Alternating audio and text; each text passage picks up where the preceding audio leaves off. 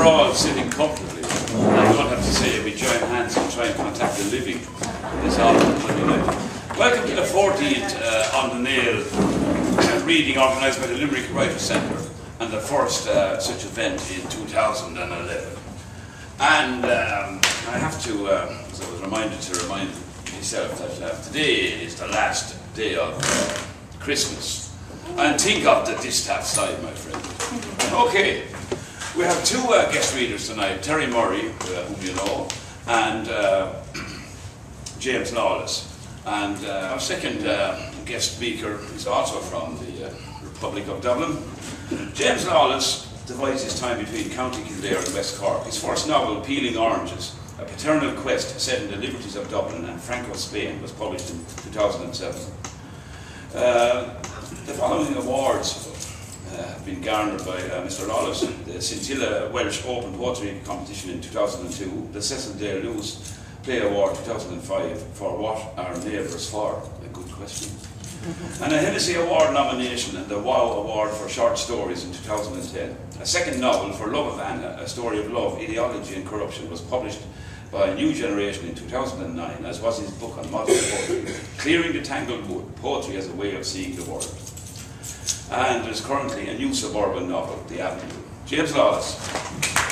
The Avenue. Now, listening to Terry was really interesting because I came from the Liberties, believe it or not, as well. And you know, biscuit factory. My mother actually was a supervisor in that biscuit factory. Probably over on my own, would I? Yeah, and I lived very near Patrick's Cathedral, and until I was 6. And then the great peregrinatio occurred. We all were promised this Rus in Urbe, this panacea for all the ills of a congested society. In other words, suburbia. And we moved, in our case, to Walkinstown. And it set me thinking about suburbia, and I suppose this is the preoccupation in the Avenue, in the sense that, you know, we all thought it was great to move to suburbs and have a little garden and a house, and yet something was lost. And I think perhaps the most important thing that was lost was a sense of community. We moved from a strong community bonded society into a very urban, sprawling anonymity. And this is reflected in this novel, really, because you know what you do about suburbia. It's something that you write a thesis on, or else you try to capture it in fiction. And what I did, not being able to write a whole panorama of it, was to capture it in Little Avenue. So I tried to encapsulate all my ideas on suburbia in one little avenue and let the avenue speak, if you like, for suburbia. And essentially the story is about a chap called Francis Copeland, who is a middle-aged librarian, and his life and his marriage are in a rut. He married unwisely. He, at a very young age, he had a sort of naivety about him because he lacked street wisdom. His mother was killed by a neighbour's car when he was 12, and being an only child, he had to look after his father, so he lost out on a lot of the street wisdom. His father went deaf and then developed dementia, early dementia. So when this rather older lady came along and took an interest in the 19-year-old Francis, he was really chuffed at the idea and fell in love with her. He thought he did, but as the years went on, he realised that he wasn't really very happy. He's the librarian, very bookish, very removed from the world, and the spark in the novel, if you like, is something that happens to him at the beginning, and it sparks him out of a sort of lethargy. He's in a study and he's looking out his window and he sees this rather young girl dancing somewhat provocatively in a lighted window across the street from him. And it sort of jolts him out of his sort of sleepy ways, and he begins to wonder, who is this girl?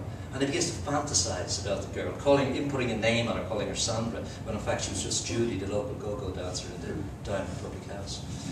So this begins a sort of a little train of thought in Francis's mind, like who are the people on the avenue? He doesn't know them. Who is his wifey? You know, she was supposed to go to bingo with her friend Ida every Thursday. Does this really happen? Who was the neighbour who killed his mother when he was 12? And there's a little street kid called Freddie Brown, and he becomes friends with him. Freddie actually connects to a neighbour, but the parents neglect him. His mother's a consumptive and his father's a bit of a lad. And actually, Francis becomes friends, who has no children of his own, with Freddie, and with the assistance of the kids on the street, he begins to unravel the mysteries of the avenue. And that's the essential idea there behind this. So perhaps if you can bear with me, I'll read a couple of extracts for you. The first piece is where he actually witnesses the girl dancing in the window, and the girl he calls Sandra. It's Tuesday evening, and Myrtle now is his wife, right? Myrtle shouts up to me that she is going over to Ida's, unmarried Ida Hourigan, with her boyish hips and flat chest. She smokes cheroots and walks straight and erect in tight jeans, without the undulating stride characteristic of most females. Her mother was from London. She married a Dublin builder, and they came over here to escape the Blitz. I remember my father, who was in England for a brief period during the war, talking about her and her tales of the bombing. There was also some mention of a sister in Liverpool. Ida is one of the toughest wags on the avenue. I can never get away with a criticism of her, though, when Myrtle is around. Tuesday night is bingo night, and Myrtle and Ida never miss a week, or so they say. I mean, I never thought of it before. I just presume that's where they go.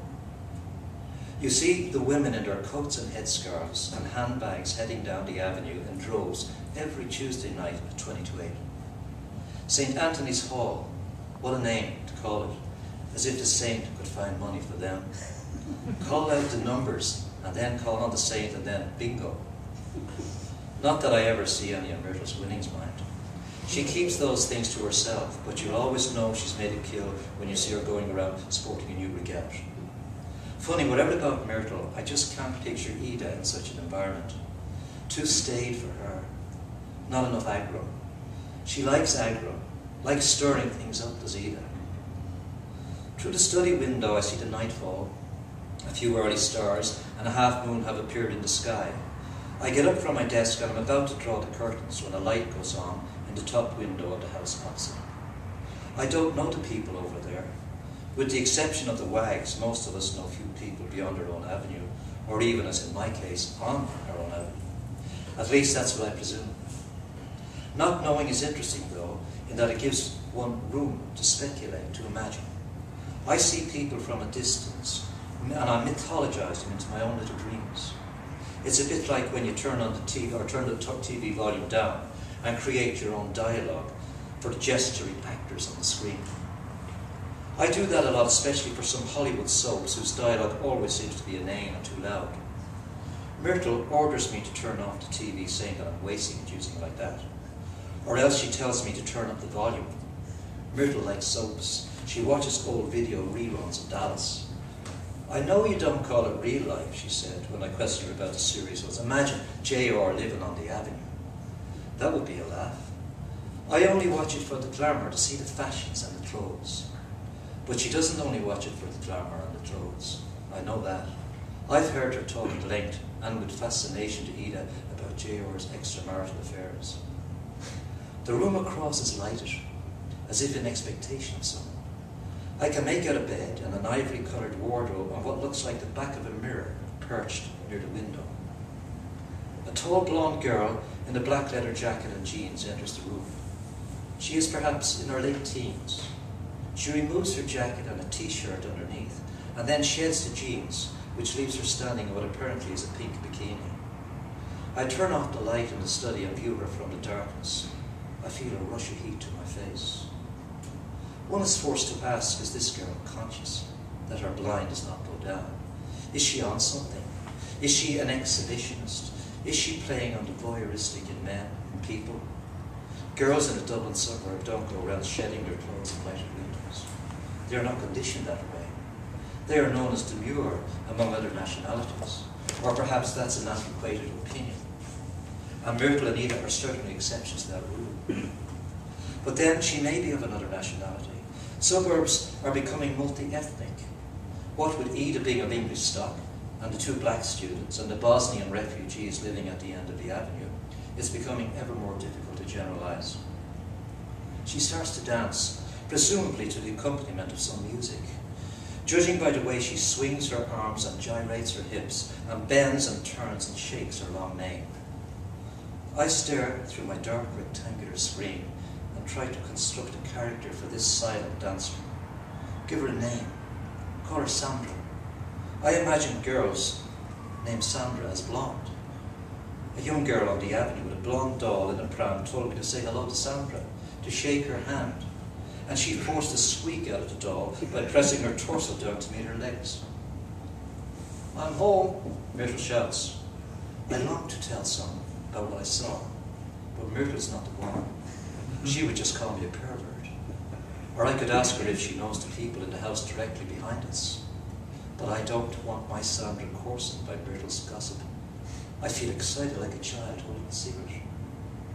In bed, beside Myrtle, I think of Sandra just a stone's throw away in her room.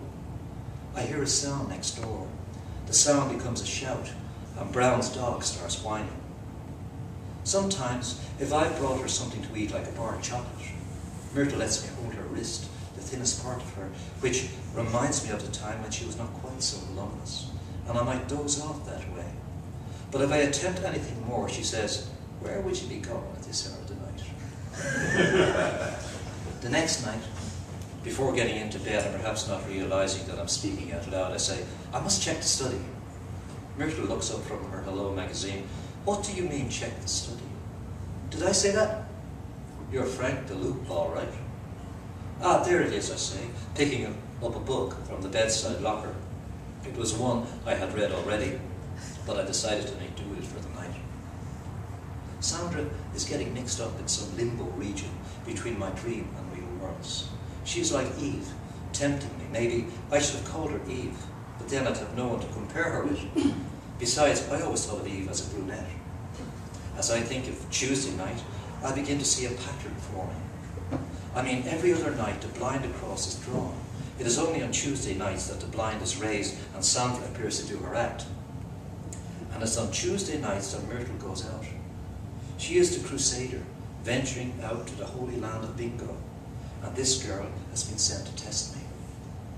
But Myrtle has me locked into a chastity belt, a male version, of course, fitted with a clamp, which descends to grasp the penis tightly at the slightest hint of correction. The strange thing is, Myrtle was quite a temptress when we first met. But after a couple of years of married life, she lost interest in sex.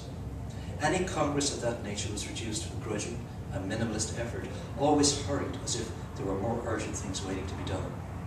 "Are you finished yet?" she would say, staring at the stipples of the ceiling.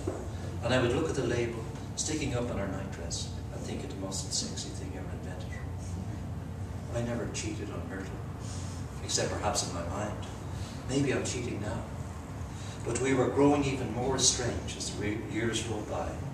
Makes you think of the whole thing of monogamy, for better or for worse, that sort of thing.